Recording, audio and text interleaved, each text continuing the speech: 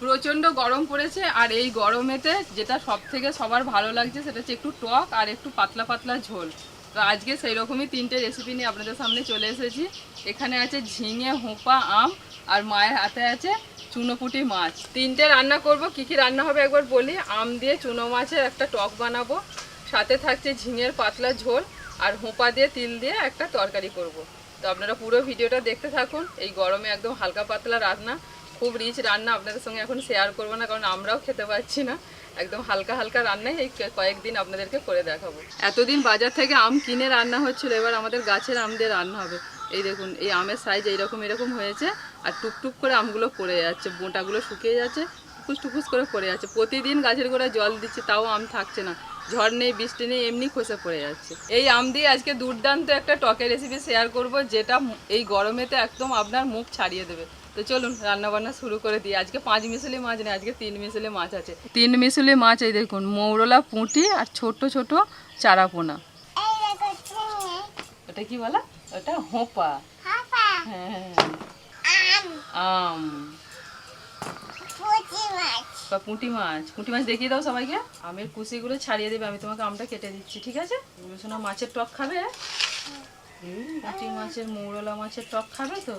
বুবলু নিজেই ডিম ছাড়াতে শিখে গেছে, নিজেই ডিম ছাড়িয়ে খেয়ে নিল। কলা ছাড়িয়ে খায়। বলো, বুবলু তো বড় হয়ে গেছে, নিজে জামা কাপড় পরে, জুতো পরে। বলো, হ্যাঁ, যখন ও হাঁটতে পারে না তখন থেকেই মেলা নিয়ে নিজে জল খেত। হ্যাঁ বুবলু শোনা ভালো মেলা। এর ভিতরে তুলে দাও তোমার, এটা আমাকে, আমি পরের আমটা ছাড়াই। তোলো তুলে ফেলেছ? বা দাও, হ্যাঁ জলে ফেলে দাও, আমি কাটবো। জানো বুবলু, তোমার মতো আমি যখন ছোট ছিলাম তখন তোমার দিদুন এরকম সবজি কাটতো, আর দিদুনের কাছে গিয়ে আমি বসতাম, আমি, মাসি, মামা, আমরা সবাই বসতাম তো, আর দিদুন আমাদের শেখাতো এইটাকে কি বলে জানো, সব সবজিগুলো চেনাতো, বুঝেছো? এই গরমে শরীর ভালো রাখতে গেলে এই ধরনের রান্না বেশি করে খাওয়া উচিত, তবে শরীর ভালো থাকবে। আমার কখন দেবে চামচ? চামচ চামচ কখন দেবে চামচ? হাত দেবে না মেকআপে। এইগুলো আমার ত্বকের জিনিস, এইগুলো আমার মেকআপ। মেকআপ? রান্নার জিনিস নিয়ে মেকআপ হচ্ছে? এই যে কোন দিকে যাচ্ছে দেখ বুঝছো না? একদম দাদি না। না না, হাত দিইনি, তোমার আছে হাত দিইনি, এখানে সাজিয়েছে বলছে আমার সব মেকআপ।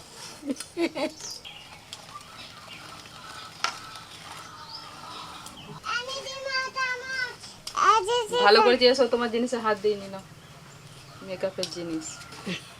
তুমি হাত দিয়েছো? না না, কেউ হাত দেয়নি। ঠিক আছে। আমি সবজিগুলো কেটে কোথায় রাখবো বলো? বলো, তুমি থালাটা নিয়ে নিলে, বাটিগুলো নিয়ে নিলে।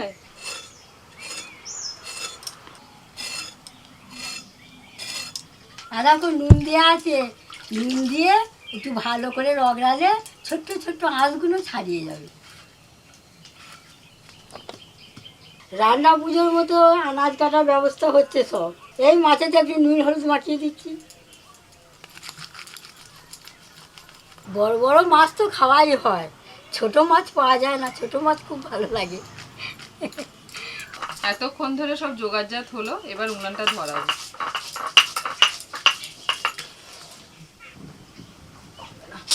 জোর ধরে গেছে, সারা দিয়ে বসাই। গরমে সব কিছু গরম হয়ে আছে, ওই জন্য দেবার মাতৃ দেখো হু করে চলে গেল। কাঠগুলো রোদে ছিল তো, রোদে দিয়ে রেখেছিলাম।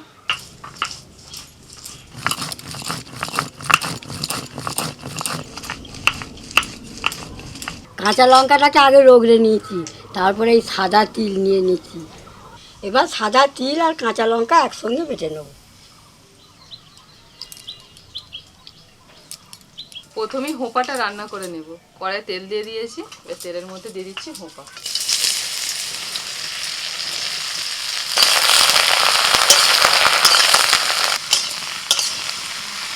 লবণ, হলুদ গুঁড়ো।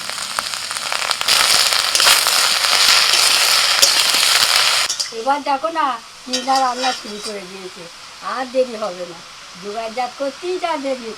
আমার ওইদিকে বাটা হয়ে এলো। কিছুক্ষণ নাড়াচাড়া করতে করতে দেখুন অনেকটা নরম হয়ে গেছে আর জল বেরোতেও শুরু করে দিয়েছি। এবার 10 মিনিটের জন্য ঢাকা দিচ্ছি।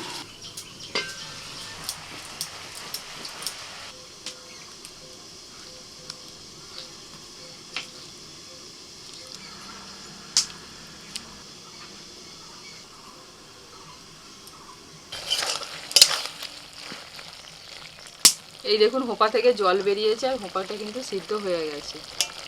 এর থেকে আর বেশি সিদ্ধ করব না।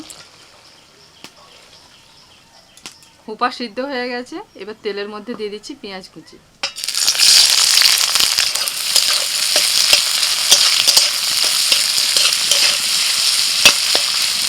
পেঁয়াজ ভাজা হয়ে গেছে, এবার লঙ্কা দিয়ে তিল বাটাটা দিয়ে দিচ্ছি।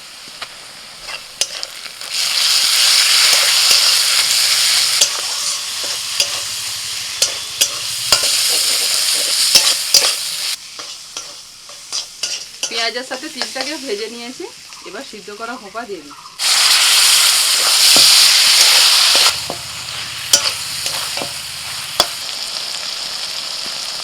সিদ্ধ করা হোপাটা দেওয়ার পরেতে আরও মিনিট 5 নাড়াচাড়া করে রান্নাটা করে নিয়েছি। এইরকমই শুকনো শুকনো রান্নাটা হবে। এবার নামিয়ে নিচ্ছি। একটা রান্না হলো, এবার পাতলা পাতলা ঝিঙের ঝোলটা বানাবো। প্রথমে অল্প তেলের মধ্যে আলু ভেজে নেব।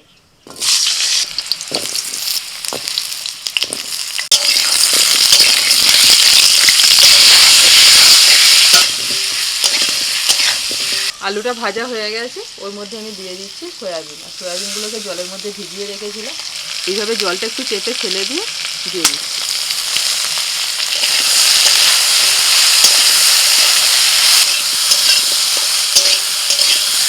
সয়াবিন আর আলু ভাজা হয়ে গেছে, এবার নামিয়ে দিচ্ছি।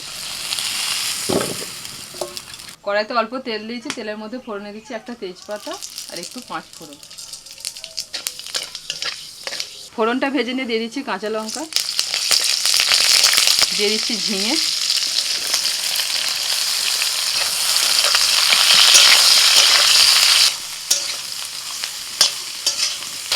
ঝিঙেটা নাড়াচাড়া করতে করতে আস্তে আস্তে ঝিঙেটা নরম হয়ে গেছে।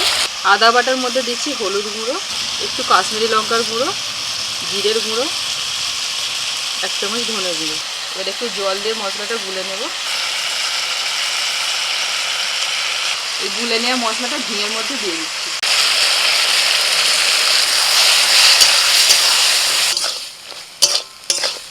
একটু নাড়াচাড়া করে নিয়ে এবার আমি আলু আর সয়াবিনটাও দিয়ে দিচ্ছি।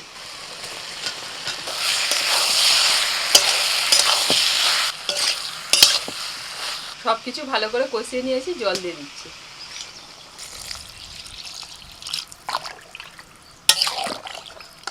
সিদ্ধ হওয়ার জন্য ঢাকা দিয়ে দিচ্ছি।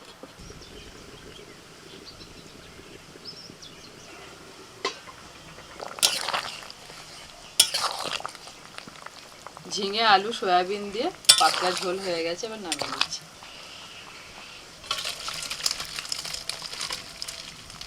তেল গরম হয়ে গেছে, এবার মাছটা ভেজে নেব।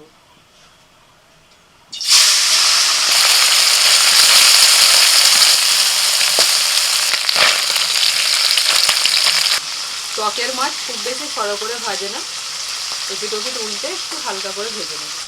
মাছগুলো ভাজা হয়ে গেছে, তুলে নিচ্ছি। সব মাছগুলো ভাজা হয়ে গেছে, ফোড়নে দিয়ে দিচ্ছি শুকনো লঙ্কা আর অল্প একটু 5 ফোড়ন। এবার দিয়ে দিচ্ছি আম।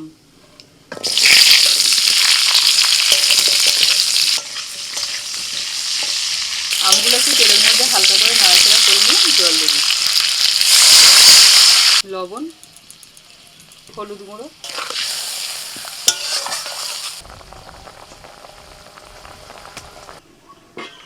এই দেখুন আম সিদ্ধ হয়ে গেছে। আম সিদ্ধ হয়ে যাওয়ার পর ভাজা মাছগুলো দিয়ে দিচ্ছি।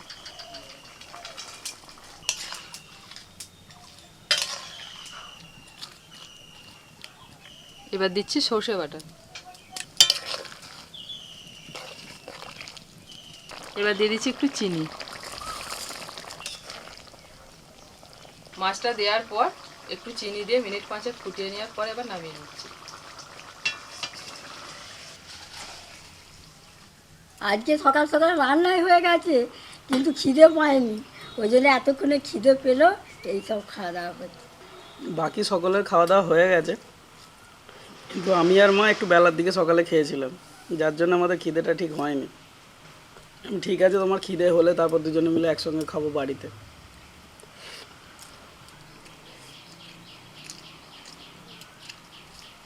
গরমের চোটে আজ একদম শরীর ঠান্ডা করা রান্না বান্না। পোস্তটাও একদম সাধারণ রান্না।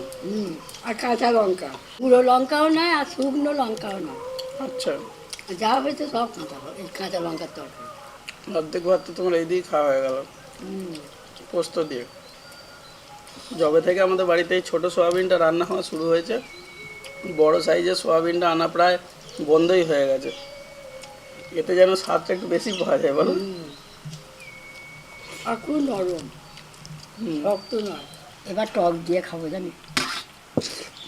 আমিও। ভাত তো শেষের দিকে এসে গেল।